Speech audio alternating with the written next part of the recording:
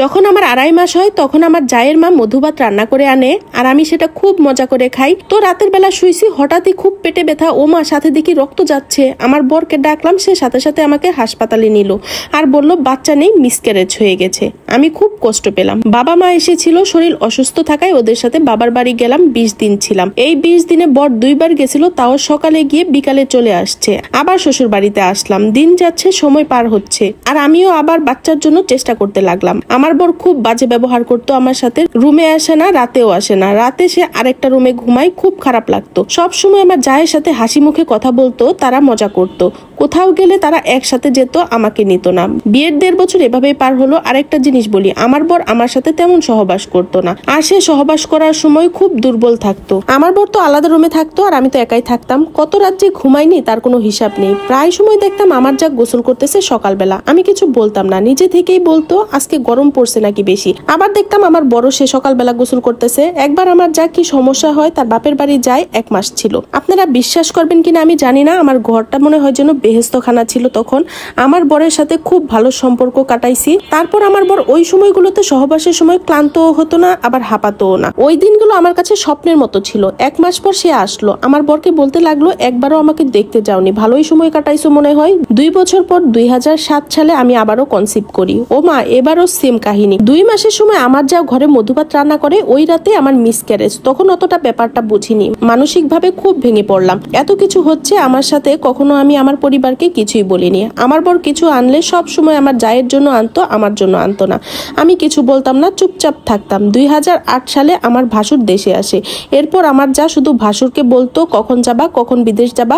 আমার ভাসুর আসার পর থেকে আমার বর আমার রুমেই থাকে আর স্বাভাবিকভাবে আমাদের মাঝে শারীরিক সম্পর্ক হয়। এর 4 মাস পর আমার ভাসুর চলে যায়। মনে হলো আমার যা হাঁপ ছেড়ে বাঁচলো। 2010 সালে আমি আবার কনসিভ করি। এবার কনসিভ হওয়ার সাথে সাথে বাপের বাড়ি চলে যাই। বর তেমন আসতো না, আসলেও তেমন একটা থাকতে চাইতো না, চলে যেত। বাপের বাড়ি 1 বছর ছিলাম। আমার ছেলে হলো, আমার বর অনেক খুশি। আমার ননদ আসলো, আমার ননদ আসে না। আমার বিয়ের 6 বছর, এর মাঝে আমার ননদ 2 বার এসেছিল। আমার যা এলো না, তার নাকি অসুখ। আমার ছেলের যখন 3 মাস তখন আমি শ্বশুর বাড়ি গেলাম, বর নিতে আসলো। আমার যা আমার ছেলেকে দেখে কেমন যেন করতো, কুলেও নিত না, কাঁদলে একটু দেখতেও না। আমার ছেলের যখন 6 মাস বয়স হয় তখন আমার ছেলেকে খিচুড়ি রান্না করে খাওয়াইতাম। তো একদিন খিচুড়ি রান্না করে পাশের বাড়ি গেছিলাম, রাতে খিচুড়ি খাওয়ালাম। আমার ছেলে ঘুমালো রাতের দিকে। শেষ রাতের দিকে আমার ছেলে রক্ত বমি করতে লাগলো, হাসপাতালে নিতে নিতে মারা যায়। আমি আমার আহাজারি বলে বোঝাতে পারবো না, আমি আর লিখতে পারছি না। আমার ছেলেটা মারা যাওয়ার পর আমি হাসপাতালে বসে আহাজারি করতে লাগলাম। আমার কান্না দেখে কাঁদে নাই এমন মানুষ নাই, পুরো উম্মাদের মতো হয়ে গেছিলাম। আমার ছেলের দাফন করা হলো। আমার যা আমাকে উল্টো কথা শোনাতে লাগলো, বলল ছেলেকে নাকি আমি মারছি,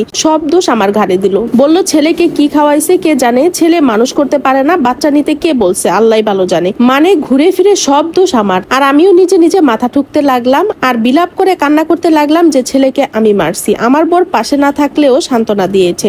তারপর আমি বাবার বাড়ি চলে আসি, আমার বাবা নিয়ে আসে। শোক কাটিয়ে উঠলাম 6 মাস পর। এই 6 মাস বাপের বাড়ি ছিলাম। 6 মাস পর 7 মাসের সময় আমি শ্বশুর বাড়িতে যাই, সুস্থ হই। মা শ্বশুর বাড়িতে গিয়ে যা সব সময় বলতো বাচ্চা কাচ্চা হবে না, বিয়ে 7 বছর হয়েছে, তুমি আরেকটা বিয়ে করো, আরো অনেক কটু কথা। কিছুদিন পর আমি খেয়াল করছিলাম ভাবি বমি করতেছে, ভাবির নাকি মাথা ঘুরায়। উনি বলল বয়স হয়েছে হয়তো এই কারণে। কিছুদিন পর উনি বাপের বাড়ি চলে যায় আর আসে 2 মাস পর। এই 2 মাস আমি আমার জীবনের সবচেয়ে সুন্দর সময় কাটিয়েছিলাম বরের সাথে। আমার বর আমার সাথে গোসল করতো, আমার মাথা আছড়িয়ে দিত, এমনকি আমার জামা কাপড়ও ধুয়ে দিত। দোকান থেকে আসার সময় এটা সেটা আনতো আর তাড়াতাড়ি বাড়ি আসতো আর আমাকে সব সময় বুঝ দিত আর আমিও বুঝ পেয়ে খুব খুশি হতাম। এই 2 মাস আমি কখনো মন খারাপ করিনি, এমনকি কাঁদিও নি। 2 মাস পর সে আবার আসলো। 2 মাস পর সে আমার বরের সাথে তুলকালাম বাঁধালো, যা তা একটা অবস্থা। কিন্তু কিসের জন্য তুলকালাম বাঁধালো বুঝতে পারলাম না। আর আমার বরের সাথে ভালো সম্পর্ক দেখে তেলে বেগুনে জ্বলে উঠলো। আমি রান্না করলে সে লবণ ঢেলে দিত, এমনকি আমার বরের উপর রাগ করে সে বাচ্চাদের মার। আমার বড় আমাকে মারধর শুরু করলো, খুব বাজে বাজে ভাষায় গালি দেয় আমাকে, কারণে অকারণে, মানে আমি ঘরের বিষ, এরকম একটা অবস্থা। এরপর সময় গড়াতে লাগলো। 2012 সালে আমার ভাসুর আসলো। সে বলল আর যাবে না। আমার যা আমার ভাসুরের সাথে যুদ্ধ বাঁধালো, কেন যাবে না বিদেশে। এরপর তার বর আসার পর থেকে আমার বরের সাথে কথা বলা কম হতো। ও আচ্ছা, একটা কথা আপনাদের বলিনি, আমার যা আমার বরের সামনে ওড়না ছাড়াই থাকতো, এমনকি মাঝে মাঝে রাতের বেলা গেঞ্জি পরে আমার বরের সামনে হাঁটা চলা করতো। অথচ আমি বউ হয়ে কখনো এমন করিনি। একদিন গোসলের সময় তার বাচ্চা কান্না করতেছিল। গোসল শেষে শুধু ওড়নাটা শরীরে পেঁচিয়ে আসলো, জামা কাপড় কিছুই গায়ে ছিল না, ওড়না শুধু বুকের হাঁটুর উপর পর্যন্ত ঢাকা। আমি দেখে বললাম, ভাবি আপনি এটা কিভাবে এসেছেন, লজ্জা নাই? অমনি সে আমাকে বলল, মনের পর্দা বড় পর্দা, উপরে বরখা পরে খেমটা নাচাটা ঠিক না। তারপর তো আমার বর আমায় বলতেছে তুমি নিচু মনের মানুষ, আরো অনেক কিছু, অনেক তুলকালাম। তারপর একদিন আমার বরকে আমার যা বলতেছে কাপড়ের নিচ থেকে তার ব্রাটা এনে দিতে, আমি শুনে তো হতবাক হয়ে গেলাম। এমনকি মাঝে মাঝে রাতের বেলা এসে আমার বরের কাছে কন্ডম চাইতো।